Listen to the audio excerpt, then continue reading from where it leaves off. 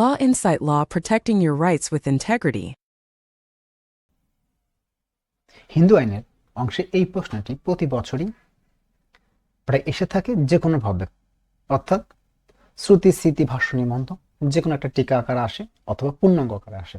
তো আজকের প্রশ্নটা হচ্ছে পূর্ণাঙ্গ আকারে করেছি, যেটা আসতে পারে ক অথবা খ নম্বরে হিন্দু আইনের অংশে। এটা হচ্ছে হিন্দু আইনের উৎস। হিন্দু আইনের যেসব উৎস থেকে সৃষ্টি বিকাশ লাভ করেছে সেগুলো হিন্দু আইনের উৎস বলা হয়। এগুলো প্রধানত দুই ভাগে বিভক্ত, প্রাচীন উৎস ও আধুনিক উৎস। প্রাচীন উৎস শ্রুতি।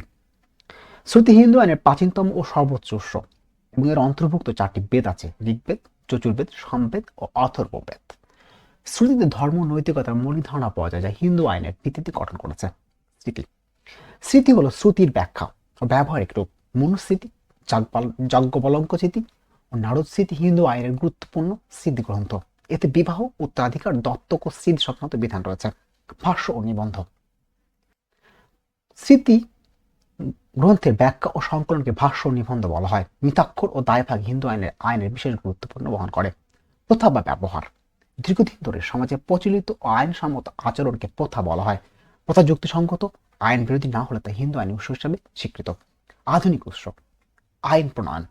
সংসদ কর্তৃক প্রণীত আইনসমূহ আধুনিক হিন্দু আইনের প্রধান উৎস। যেমন হিন্দু বিবাহ আইন 1955 সালে হিন্দু বিবাহ আইন বলা হয়, হিন্দু উত্তরাধিকারী আইন 1956 সাল প্রভৃতি। বিচারিক সিদ্ধান্ত। সুপ্রিম কোর্ট উচ্চ আদালতের রায়। সুপ্রিম কোর্ট উচ্চ আদালতের রায় হিন্দু আইনের আধুনিক ব্যাখ্যা ও প্রয়োগের গুরুত্বপূর্ণ ভূমিকা পালন করে। ন্যায়, সমতা ও সুবিবেচনা। যেখানে নির্দিষ্ট আইন বা প্রথা নেই সেখানে বিচারক ন্যায় ও সুবিবেচনার ভিত্তিতে সিদ্ধান্ত প্রদান করেন। উপসংহার। অতএব বলা যায় যে শ্রুতি, স্মৃতি, ভাষ্য, প্রথা, আধুনিক আইন ও বিচারিক সিদ্ধান্ত মিলেই হিন্দু আইনের উৎস গঠিত। তো আপনারা ভালোভাবে প্রশ্নটা পড়বেন। প্রতিটা প্রশ্ন যেগুলো সাজেশন দিয়েছি প্রতিটাই পড়বেন। আশা করি এর মধ্যে কমন পেয়ে যাবেন। আর আমার এই প্রশ্নটার যে উত্তরাংশ সেটা হচ্ছে আমার এই ভিডিওটির লাস্টের ডিসক্রিপশন বক্সে একটা লিঙ্ক দেওয়া থাকবে, সেটা আমার ওয়েবসাইটের লিঙ্ক। সেখানে গেলেই আপনারা পিডিএফ ফাইলটা ডাউনলোড করে নিয়ে পড়তে পারবেন। ধন্যবাদ সবাইকে, সবাই ভালো থাকবেন।